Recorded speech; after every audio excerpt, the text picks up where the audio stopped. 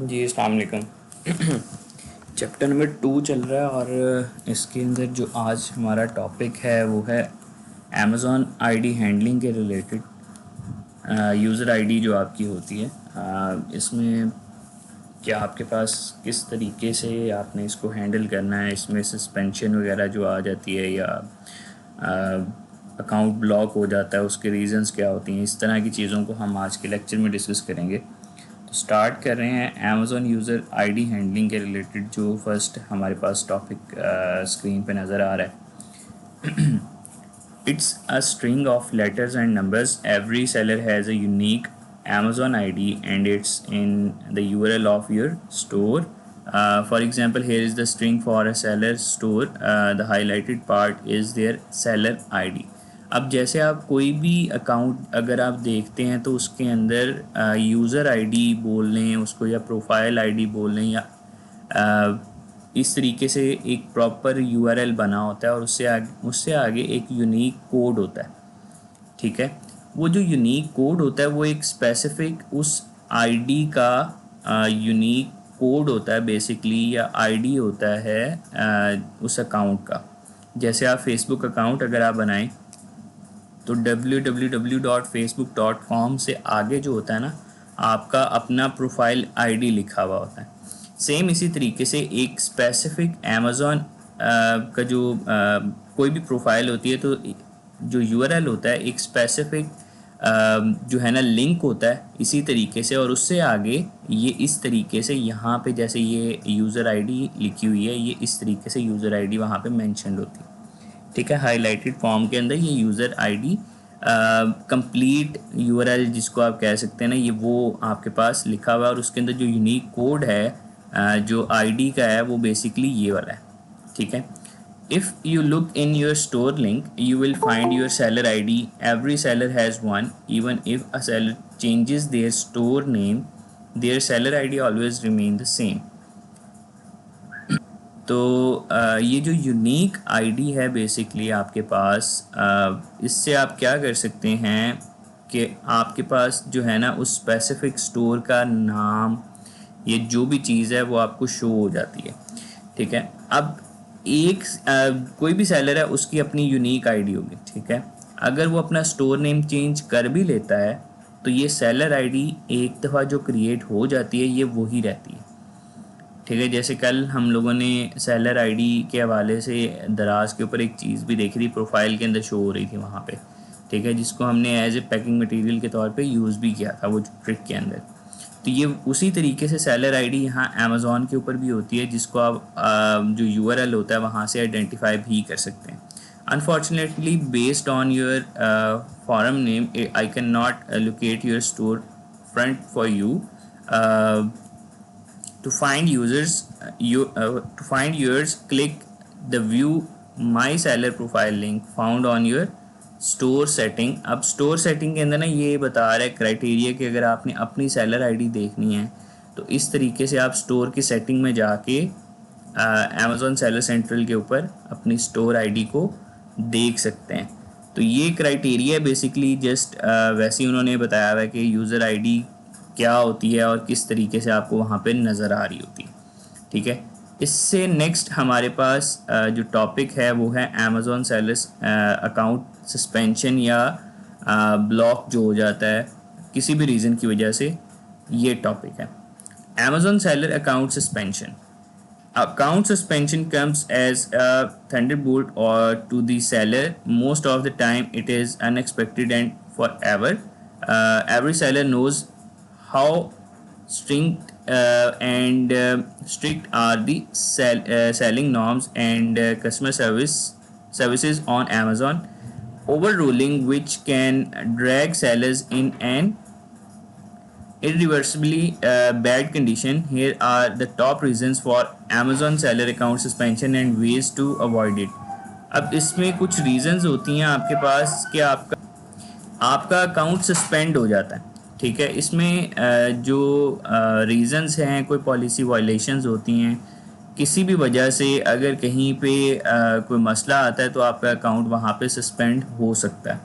तो कुछ रीज़न्स हैं इनको हम डिस्कस भी करेंगे। इससे पहले हम देखेंगे कि अकाउंट सस्पेंशन होती क्या है बेसिकली।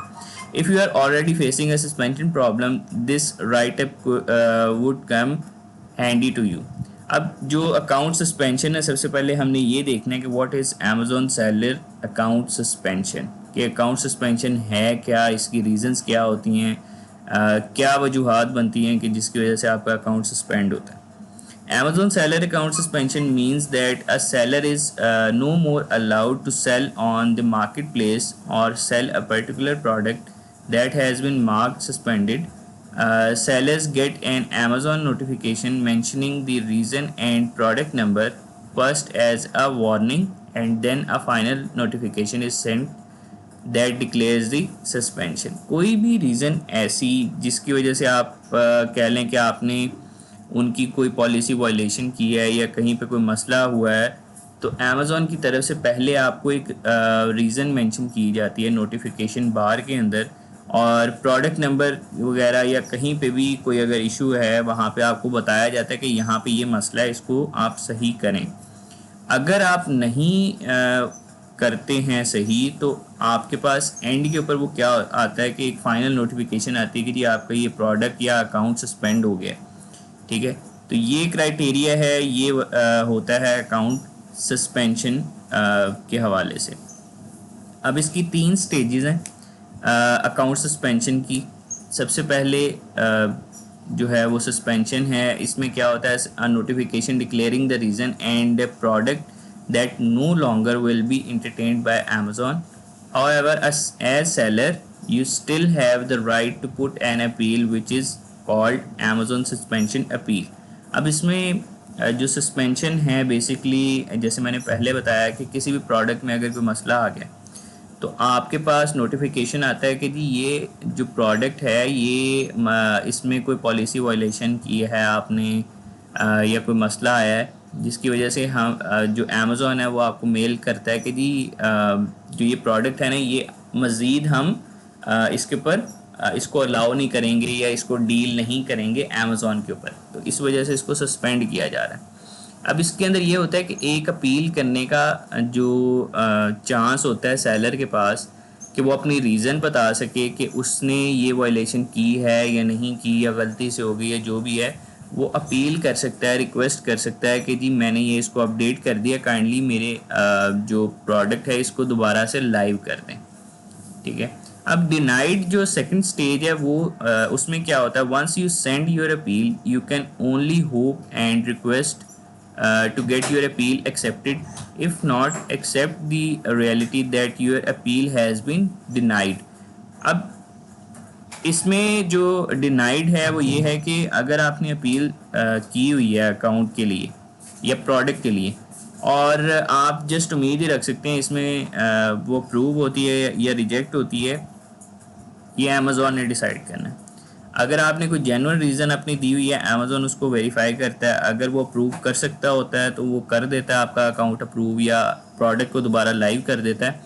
अदरवाइज़ वो उस चीज़ को डिनाई कर देता है और एक्सेप्ट नहीं करता है आपकी अपील को।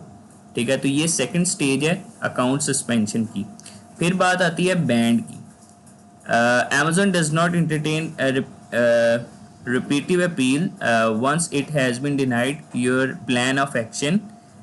Repetitive appeal and forceful letters would only worsen the situation to an extent that Amazon would stop reading anything coming through you. अब इसमें अगर आप मुसलसल उसको रिप्लाई करते रहें, अपील करते रहें, तो अमेज़ॉन कभी भी इस चीज़ को अलाउ नहीं करता है कि आप मुसलसल उसको सेंड करते रहें, और अगर उसने डिनाई कर दिया है तो वो उस चीज़ को एक्सेप्ट नहीं करता है। ठीक है, 1 या 2 दफ़ा अगर आपने अपील कर दी तो वो इनफ है। अगर वो हैंडल करना चाह रहे होंगे तो वो करेंगे, अदरवाइज़ वो आपकी बात को नहीं मानेंगे। ठीक है, अब बैन के हवाले से जैसे हमने बात की कि इसमें 1 दफ़ा या 2 दफ़ा अगर आप शेयर करते हैं किसी भी चीज़ को तो वो अमेज़ॉन उसको चेक करेगा। ठीक है, अगर उसमें फिर भी प्रॉब्लम उसको नज़र आता है, आपकी रिक्वेस्ट वो एक्सेप्ट नहीं करते कि अकाउंट दोबारा से रिकवर कर दें या प्रोडक्ट को दोबारा से लाइव कर दें, अगर वो डिनाई हो गई है तो आप पहले अपने प्रॉब्लम को सेट करेंगे, ठीक है। फिर आपने फ़र्स्ट टाइम अपील करनी है कि आपकी जो रिक्वेस्ट है वो एक्सेप्ट हो, दोबारा से रिजेक्ट ना हो, ठीक है। अगर आप मुसलसल करते रहते हैं तो वो आपको बैन कर देता है अपने प्लेटफॉर्म से। इसके बाद बात आती है top most reasons for Amazon seller account suspension, कि कौन कौन सी वजूहात हैं जिसकी वजह से आपके पास सेलर अकाउंट सस्पेंड होता है अमेज़ॉन का। Are you one of those sellers whose account has been blocked by Amazon without giving a convincing reason? Here are the possible reasons why you had to face account suspension. अब जो reasons हैं वो step by step देखते हैं। Not so good seller performance. Seller performance अगर आपकी अच्छी नहीं होती तो अमेज़ॉन आपके अकाउंट को सस्पेंड कर देता है। सेलर परफॉर्मेंस में कौन कौन सी चीज़ें आती हैं ये भी हम डिस्कस करते हैं अभी। Amazon is reviewing your seller account and evaluating your seller performance. Amazon focuses primarily on its own image and credibility amongst its huge customer base. Therefore, any ups and downs in your performance impact the image of Amazon directly. अब कोई भी चीज़ है उसके ऊपर आपकी performance check की जाती है, डिपेंड करता है कि आप कैसे चल रहे हैं, ठीक है। तो सेम इसी तरीके से अमेज़ॉन के ऊपर आपका सेलर अकाउंट किस तरीके से चल रहा है, आपकी सेलर परफॉर्मेंस जो है वो चेक करता है अमेज़ॉन हर कुछ टाइम फ्रेम के बाद, और वो उसके ऊपर जो आपकी परफॉर्मेंस होती है, जो स्टैट्स होते हैं उनको वो चेक करता है, और फिर कस्टमर बेस के ऊपर आपकी जो क्रेडिबिलिटी है, ये जो भी आपकी परफॉर्मेंस है वो आपकी चेक करने के बाद उस हिसाब से एवेलुएट करता है उस चीज़ को। अच्छा जी, if you are a new seller on Amazon then you must pull up your socks to convince Amazon of your potential through seller performance. The major criteria that should be fulfilled by sellers to grow on Amazon are. अब जो reasons हैं जिनकी basis के ऊपर आपकी seller performance check की जाती है वो ये है कि जी पॉजिटिव फीडबैक होना चाहिए, फिर ऑन टाइम डिलीवरी होनी चाहिए आपकी 99%, दोनों ये चीज़ें आपकी मैनेज होनी चाहिए। अगर आपकी फीडबैक जो है इससे नीचे जाती है तो वो आपके लिए ख़तरा है, ठीक है। इससे आपका अकाउंट सस्पेंड भी हो सकता है। फिर आपने ऑन टाइम डिलीवरी लाजमी करनी होती है, लेट नहीं होना है। 1% डिफेक्ट रेट, अगर कहीं आपका प्रोडक्ट ख़राब निकल आता है और कस्टमर कंप्लेन करता है तो 1% चांस होता है आपके पास कि ये चीज़ आपकी मैनेज हो सकती है, इसके अलावा आपका अकाउंट सस्पेंड हो सकता है। Less than 1% cancellation rate, cancellation rate जो है ऑर्डर का, आप एक आध ऑर्डर कैंसिल कर सकते हैं, या 1% से कम होना चाहिए आपके पास। इससे ज़्यादा अगर आप ऑर्डर्स कैंसिल करते हैं तो आपका अकाउंट सस्पेंड हो सकता है। फास्टर कस्टमर रिस्पॉन्स जो है आपने अपने कस्टमर को अच्छे तरीके से देना है। कस्टमर फीडबैक के हवाले से हो या वैसे कोई कस्टमर आपसे कांटेक्ट करता है कोई इन्फॉर्मेशन लेने के लिए, तो आप उसको प्रॉपरली रिस्पॉन्स देंगे अच्छे तरीके से। फिर इसके बाद जो रीज़न्स हैं वो ये हैं कि जी सेलिंग काउंटरफिट प्रोडक्ट्स, मतलब ऐसे प्रोडक्ट आप सेल आउट कर देते हैं जो कि लो क्वालिटी होते हैं, या आप दिखा कुछ और रहे हैं, सेल कुछ और कर रहे हैं। Amazon is very particular about the quality of the product. Your product must be supplied from an authentic supplier. It should strictly not be an imitation of another seller's product listing.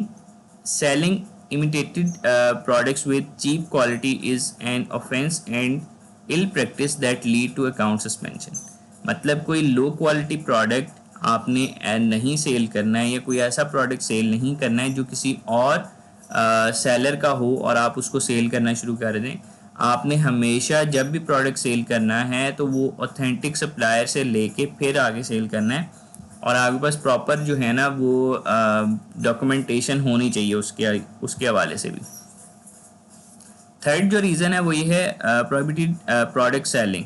Since Amazon is a global marketplace, it strictly follows the trade rules and expects its sellers to follow these policies in order to stay on Amazon. A seller must be aware of these guidelines and sell only the legally accepted products in different countries.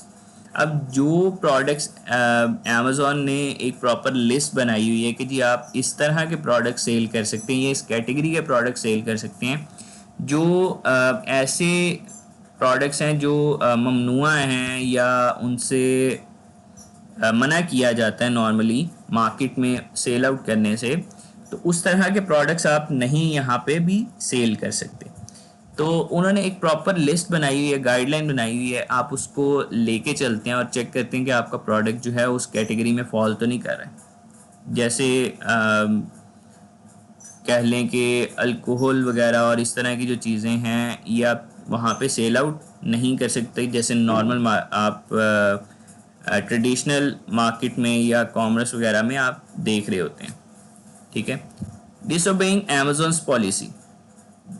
जब भी आप Amazon की policy को या कह लें कि rules को फॉलो नहीं करते और डिसोबे करते हैं, उसको एक्सेप्ट नहीं करते, तो अमेज़ॉन आपके अकाउंट को या प्रोडक्ट्स को सस्पेंड भी कर देता है और ब्लॉक भी कर देता है. Amazon follow strict seller and customer policies right from listing products on Amazon to timely delivery on the door steps of the customer is placed under great scrutiny.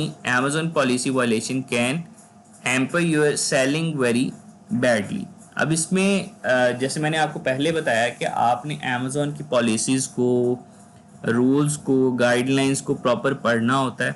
वहाँ पे ये अगर कोई अपडेट भी करते हैं तो आपको पहले से बताया जाता है उस चीज़ के बारे में कि ये रूल है, ये इसको ऐसे चेंज किया जा रहा है, तो अपने अकाउंट को या प्रोडक्ट्स को इस हिसाब से आप चेंज कर लें. ठीक है. तो कोई भी अगर चीज़ ऐड हुई है या कोई पॉलिसी इन्होंने ख़त्म की है, रूल ऐड किया है, कोई भी जो भी चीज़ इन्होंने अपडेट या रिमूव की होती है, तो आपके पास इसकी नोटिफिकेशन लाजमी आती है. तो आपने इसको डिसोबे नहीं करना होता, आपने उसको एक्सेप्ट करना होता है और उसके मुताबिक काम करना होता है. Some other lesser known reasons. जो पहले रीजंस मैंने आपको बताई थी वो आपके पास कॉमनली जो है ना बहुत ज़्यादा लोगों के पास ये जो है ना 4 से 5 रीजंस होती हैं कि अकाउंट उनका सस्पेंड होता है. अब कुछ छोटी छोटी रीजंस ऐसी भी हैं जो कभी कभार इस वजह से भी अकाउंट सस्पेंड हो जाता है. Disobeying Amazon's appeal. Very few sellers or Amazon customer knows this, but often big sellers who perform outstandingly on Amazon are appealed to sell in Vendor Central and not Seller Central. Under Vendor Central, the products are sold directly to Amazon at the prices fixed by them. This directly benefits Amazon and the seller has no control over price and inventory. The fun part here is you are not even dare to say no to Amazon if they ask you to shift to Vendor Central. Saying no would only mean ruining your selling career on Amazon. अब ये एक कह लें कि हमारे इस session के अंदर हम जिस सेलर सेंट्रल की बात कर रहे हैं शुरू से ही, लेकिन यहाँ पे Amazon ने एक वेंडर सेंट्रल प्लेटफॉर्म भी बनाया होता है. वो प्लेटफॉर्म ऐसे प्रोडक्ट्स के लिए होता है जिन प्रोडक्ट्स में Amazon खुद इंटरेस्टेड होता है और वो बहुत मतलब हाई लेवल के ऊपर उसकी सेल्स चल रही होती हैं. जब कोई प्रोडक्ट इस तरीके का मार्केट में आता है कि उसकी सेल्स बहुत ज़्यादा चल रही हैं, बहुत ज़्यादा डिमांड चल रही है, तो Amazon उस प्रोडक्ट के अंदर इंटरेस्ट शो करता है.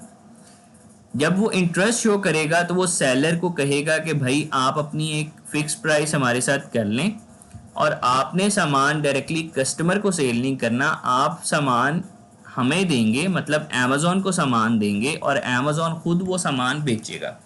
ठीक है. और उसके अंदर जो प्राइस कंट्रोल है या इन्वेंट्री है वो आपके सेलर के कंट्रोल में नहीं होती, वो डायरेक्टली Amazon के कंट्रोल में होती है और Amazon खुद आपसे प्रोडक्ट लेके आगे मार्केट में सेल कर रहा होता है. आपके पैसे आपको दे रहा होता है और आगे से खुद प्रॉफिट अर्न कर रहा होता है, ठीक है। उसमें आपका कोई अमल दखल उस तरीके से नहीं होता। अगर कोई भी प्रोडक्ट इस लेवल तक जाता है, अमेज़ॉन उस प्रोडक्ट के ओनर को कहता है कि जी आप हमारे साथ ये डील कर लें। अगर आप डील उसकी एक्सेप्ट कर लेते हैं तो आपका प्रोडक्ट अमेज़ॉन के ऊपर चलता रहता है। आपके पास नो की गुंजाइश नहीं है। अगर आप नो करेंगे तो अमेज़ॉन के ऊपर आपने प्रोडक्ट सेल करना है, अमेज़ॉन आपको अलाउ करे ना करे ये चीज़ बाद की बात है, वो अमेज़ॉन ने डिसाइड करना है, ठीक है। तो बिजनेस पॉइंट ऑफ व्यू से हाँ आप निगोशिएट कर सकते हैं आपस में बैठ के उनके ऑफिशियल्स के साथ कि जी ये प्रोडक्ट हमें यहाँ तक हम आपको प्रोवाइड कर सकते हैं, इससे आगे हमें लॉस है और इस तरीके की चीज़ें होती हैं। लेकिन ये बहुत ज़्यादा हाई लेवल पे जाके ये काम होता है। नॉर्मली अमेज़ॉन इस तरीके से डील नहीं भी करता। तो वेंडर सेंट्रल जो है ना बहुत हाई लेवल के प्रोडक्ट्स के लिए होता है। मतलब जो नॉर्मल रूटीन के प्रोडक्ट्स होते हैं इसको सेलर सेंट्रल पे ही सेल किया जाता है, और बहुत ज़्यादा हाई फाई अगर कोई हो जाए प्रोडक्ट तो फिर अमेज़ॉन उसके अंदर इंटरेस्ट शो करता है, ठीक है। तो इसलिए वेंडर सेंट्रल की हम लोग नॉर्मली कोई भी यहाँ पे बात नहीं करते। जब भी बात होती है वो सेलर सेंट्रल की ही होती है। तो ये भी एक रीज़न हो सकती है कि अगर आप अमेज़ॉन की अपील को रिजेक्ट करते हैं, अमेज़ॉन आपके प्रोडक्ट में इंटरेस्ट लेता है और आप उसको एक्सेप्ट नहीं करते, तो अमेज़ॉन आपको अलाउ नहीं करता कि वो आप अपने प्रोडक्ट को उसके प्लेटफॉर्म के ऊपर सेल आउट कर सकें। फिर है ईवल सेलिंग टेक्टिक्स।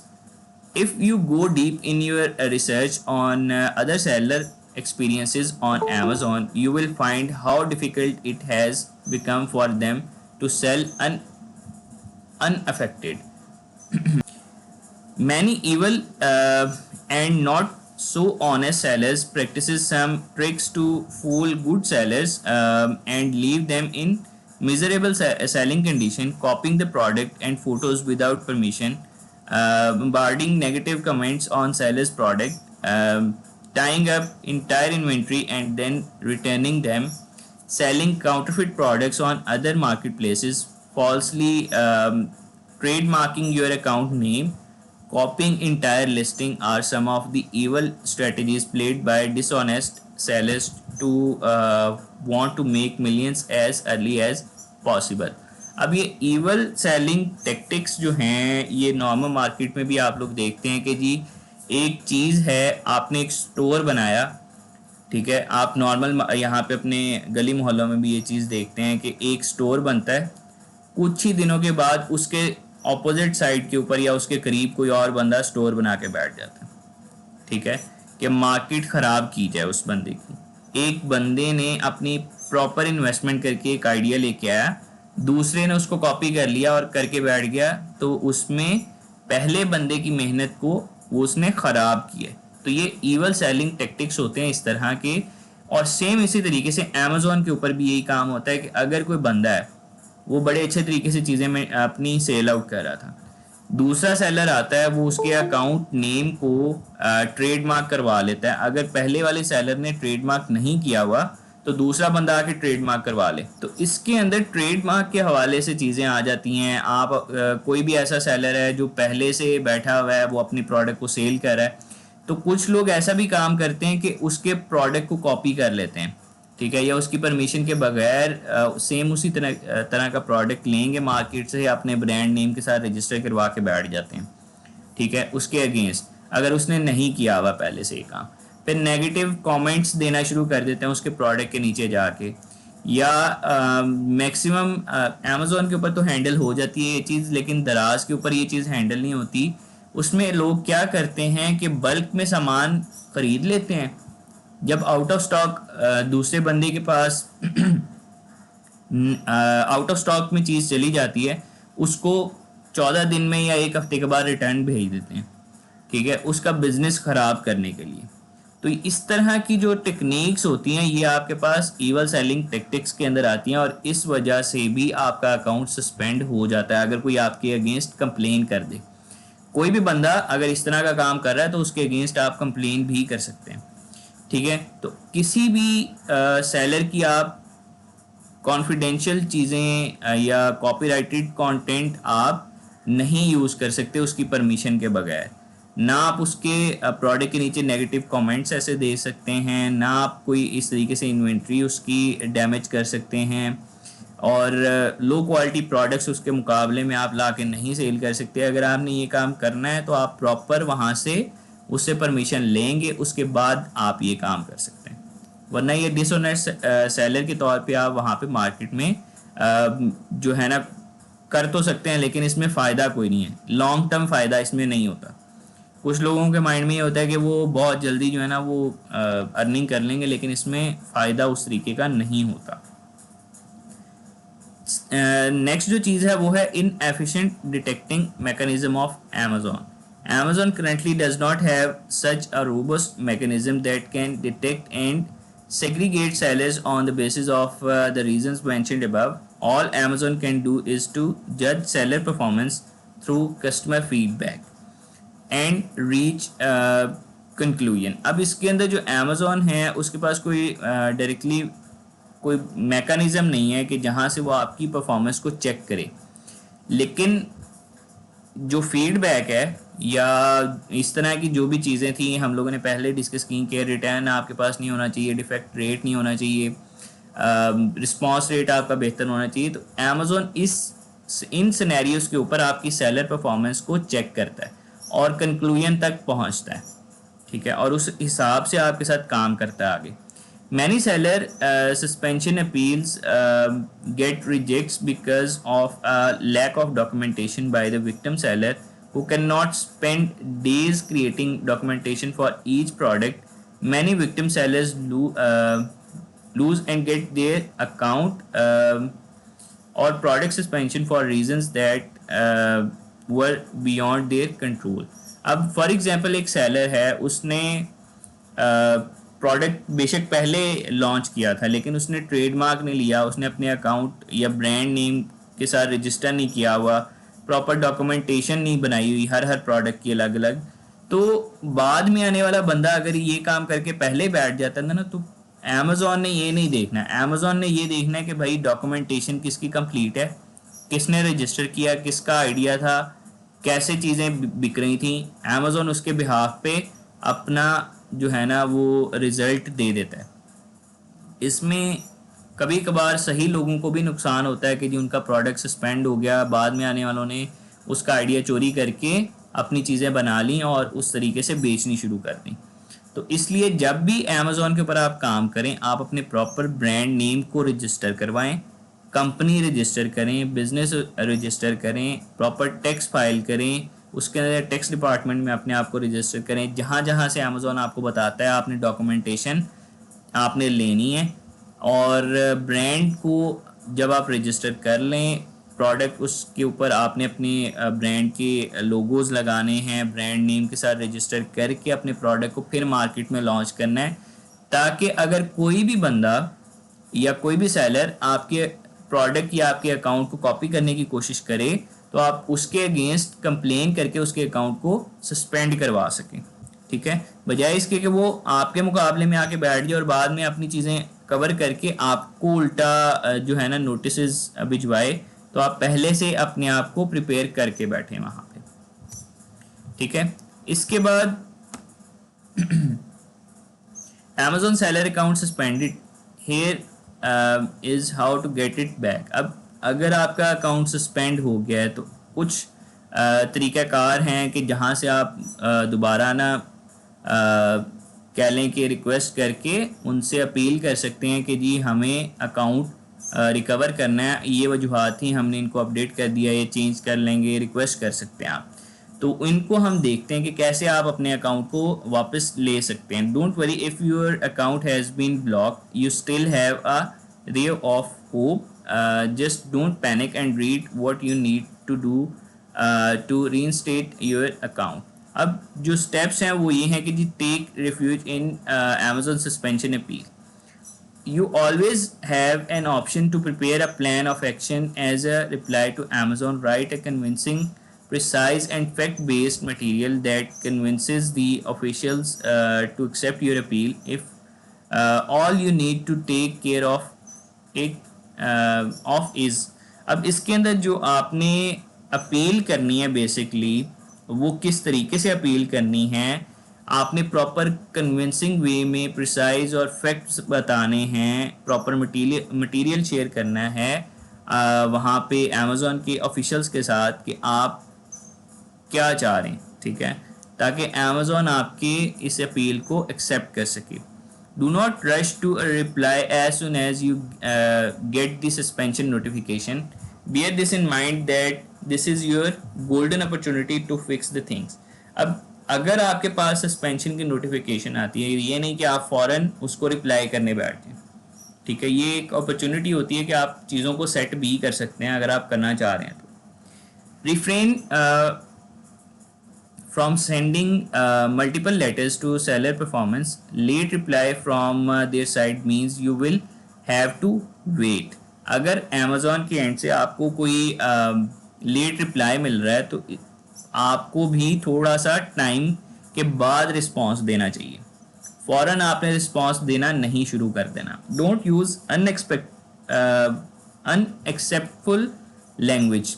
आपने गलत ज़ुबान यूज़ नहीं करनी, कोई गलत बात नहीं करनी. डोंट ब्लेम Amazon और buyer. Amazon does not entertain such reasons और एक्सक्यूजेस. मतलब आपने ब्लेम Amazon को नहीं करना या बायर को नहीं करना.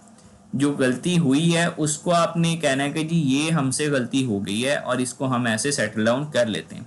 Use bullets, facts, attach credentials to prove your reason and assure them through convincing language that you would take care of the issue and won't repeat it ever again.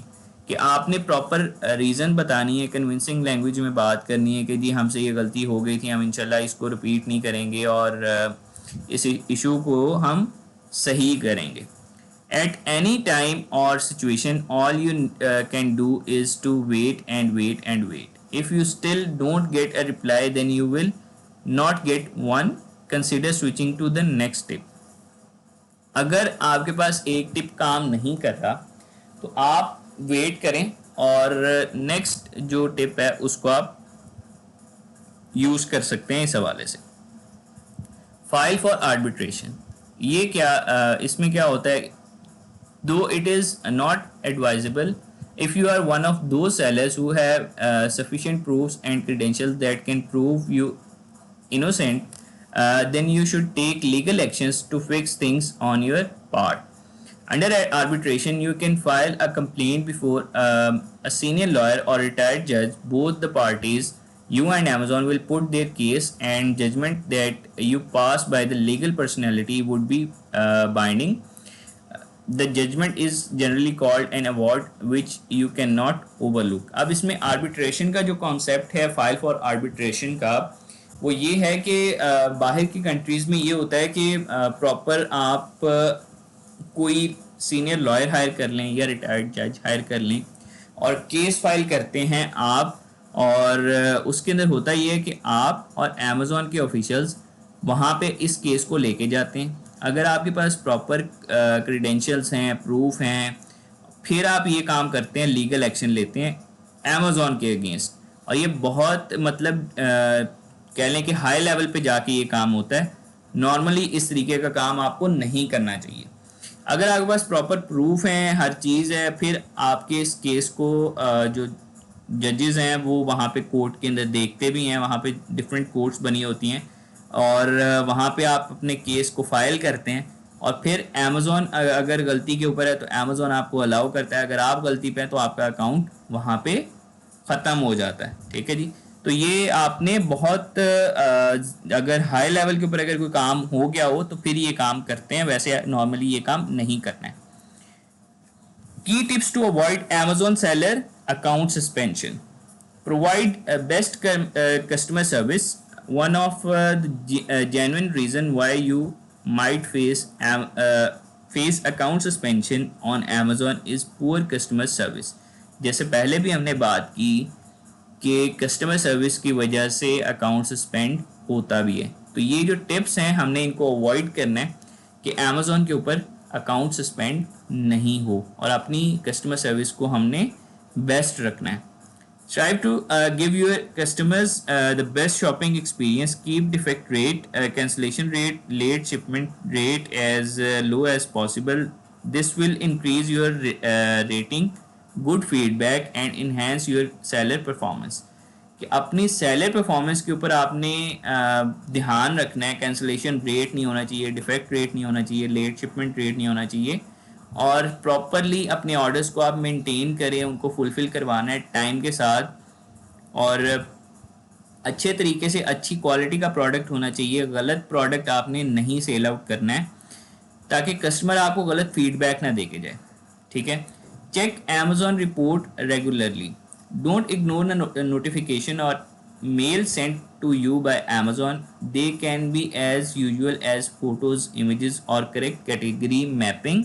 Just abide by the instructions given to you. मतलब जो भी Amazon की तरफ से कोई notification आता है, कोई मेल आती है, आपने उसको इग्नोर नहीं कर देना या आप उसको डिलीट ना कर दें. पहले उसको बैठ के अच्छे तरीके से पढ़ें. उसके अंदर कोई इमेजेस, पिक्चर्स या कोई भी इंफॉर्मेशन हो सकती है, कोई इंस्ट्रक्शंस हो सकती हैं जो आपने फॉलो करनी हो.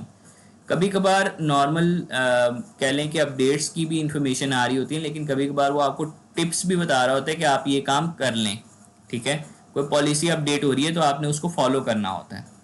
Update your listing. At least avoid making mistakes from your side. List your products in the right category. Use good visuals and description. Put product title honest. Honesty is the best policy. So show what you actually sell. मतलब आपने वही चीज़ वहाँ पे upload करनी है, वही चीज़ें explain करनी है. डिस्क्रिप्शन में, टाइटल में, इमेज आपकी प्रॉपर जेन्युइन होनी चाहिए, असल होनी चाहिए. आपने गलत इन्फॉर्मेशन नहीं देनी ताकि बाद में आपको मसला ना हो. ठीक है. जो चीज़ आप कस्टमर को बता रहे हैं या दिखा रहे हैं Amazon के ऊपर, वही चीज़ आपने सेल भी करनी है. तो मेक श्योर करना है कि आपके पास कोई आप गलत काम ना करें. Avoid selling counterfeit products. ये पहले भी हम बात कर चुके हैं कि आपने किसी की चीज़ को कॉपी नहीं करना. ठीक है. प्रॉपर यूनिक प्रोडक्ट होना चाहिए, ऑथेंटिक प्रोडक्ट होना चाहिए, और पैसे कमाने की तरफ आप नहीं भागेंगे. आपने प्रॉपर जो चीज़ दिखाई है वही चीज़ आपने बेचनी है. ठीक है. गलत प्रोडक्ट आपने नहीं बेचने. नेक्स्ट जो चीज़ है वो है fight negative feedback. Market places are becoming competitive every day. Keep your eyes open and keep cross checking your listing and reviews. In case you suspect any false strategy of sudden negative feedback bombardment, report it to Amazon as early as possible. You can contest negative feedback for 90 days. अब अगर कोई बंदा आपको गलत तरीके से negative feedback देके जा रहा है या आपकी लिस्टिंग के ऊपर वहाँ पे नेगेटिव कमेंट्स करी जा रहा है, तो आप उसके अगेंस्ट जो है ना Amazon को कंप्लेन भी कर सकते हैं, और वहाँ पे आप नेगेटिव फीडबैक के अगेंस्ट फाइट भी कर सकते हैं. Amazon उसको डील भी करता है और उसको सही भी करता है. ठीक है. Trademark your brand and account name. ये जैसे हम पहले भी सबसे पहले बात कर चुके हैं कि आपने अपने अकाउंट को या ब्रांड को प्रॉपर रजिस्टर करवाना है, ट्रेडमार्क लेना होता है ताकि कोई भी बंदा आपको गलत तरीके से यूज़ ना कर सके आपकी चीज़ों को. Register your brand and trademark your account name as well. Many sellers have faced and continue to face their account and brand stolen and trademarked by some other seller without permission. If you want to avoid such mishappenings, get legal approval for all your intellectual properties. आपने proper अपने आप को register करवाना है, अपने brand को register करवाना है, प्रोडक्ट को रजिस्टर करवाना है जहाँ जहाँ से आपको ज़रूरत है, ताकि कोई बाद में आने वाला बंदा आपके आइडिया को या आपकी चीज़ों को चुरा के अपने नाम से मार्केट में ना लेके आए ताकि बाद में आपको मसले ना हो. जो आपकी अपनी इंटेलेक्चुअल प्रॉपर्टी है आप उसको लीगली अप्रूव करवाएं और ख़ुद से उसको मार्केट में लेके आएँ ताकि कोई भी बंदा आपकी आइडिया को चोरी ना करे और अच्छे तरीके से आप काम कर सकें. Latest amendments in Amazon seller policy for suspension. ये कुछ पॉलिसीज़ अपडेट होती रहती हैं. ये इनके पास जो लास्ट समर में कह लें कि बल्कि 2 साल हो गए हैं इस चीज़ को। तो कुछ मॉडिफिकेशंस इन्होंने की हैं और एग्रीमेंट्स वगैरह ये आते रहते हैं इनके पास, तो आपने इन पॉलिसीज़ के ऊपर भी नज़र रखनी होती है। तो ये हमारे पास अकाउंट सस्पेंशन और पॉलिसीज़ के हवाले से डिटेल थी। जैसे last summer on August 16, 2019, Amazon made modifications to the Amazon seller agreement. As per the latest changes, merchants get 30 days notice before Amazon account suspension. To protect merchants from potentially unfair suspensions, Amazon will also provide reasons for account suspension. This was the result of the settlement between Amazon and German anti trust authorities. अब इसमें ये Amazon जो है ना 30 दिन पहले या कह लें कुछ एक टाइम फ्रेम होता है, वैसे यहाँ पे 30 दिन लिखे हुए हैं लेकिन इसके अराउंड भी दिन हो सकते हैं ऊपर या नीचे। अमेज़ॉन आपको ना एक प्रॉपर नोटिफिकेशन देता है कि अकाउंट आपका सस्पेंड होने जा रहा है, आप अपने अकाउंट को सेटल डाउन करें। ठीक है, तो ये रीजंस थी, ये क्राइटेरिया था, टिप्स भी थी कि जहाँ से आप अपने अकाउंट को सस्पेंड होने से बचा भी सकते हैं, और अगर कहीं सस्पेंड हो भी गया है तो आप उसको कैसे हल कर सकते हैं, कैसे आप उसको वापस ले सकते हैं। तो ये सारे का सारा क्राइटेरिया हम लोगों ने आज के इस लेक्चर में जो है ना डिस्कस किया। ठीक है, तो यहाँ पे हमारा आज का लेक्चर हो रहा है एंड। अकाउंट हैंडलिंग के रिलेटेड और सेलर आईडी के हवाले से हमने स्टार्ट में जो बात की थी, यहाँ पे हमारा ये टॉपिक भी एंड हो रहा है और चैप्टर नंबर 2 भी एंड हो रहा है, इंट्रोडक्शन टू अमेज़ॉन के रिलेटेड।